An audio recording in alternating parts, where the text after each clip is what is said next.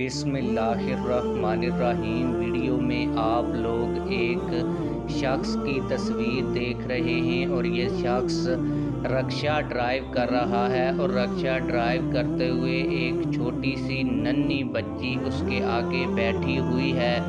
इस शख्स ने इस नन्ही बच्ची से ऐसा क्या काम करवाया कि रक्षे में बैठी हुई सवारियां भी रो पड़ी।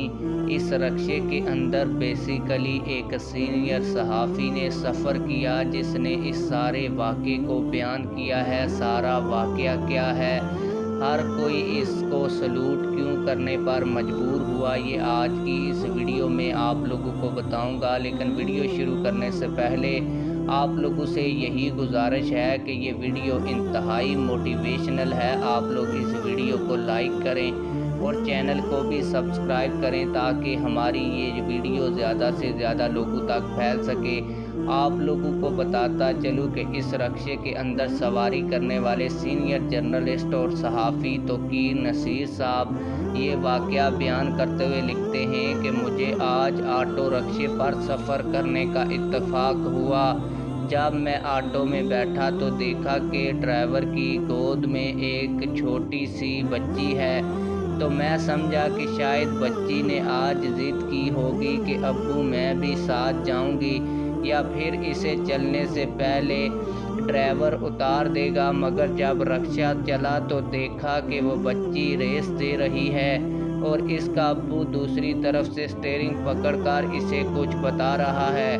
रास्ते में ये सब कुछ देखता रहा और सुनता रहा।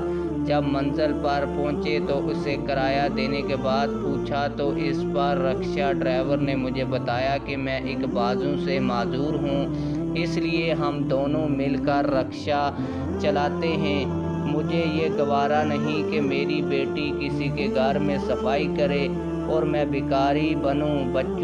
बच्ची को तालीम भी दिलवा रहा हूं और घर का निज़ाम भी चल रहा है और खुदा की ज़ात का शुक्र अदा करता हूँ, खुशबाश ज़िंदगी बसर कर रहा हूँ।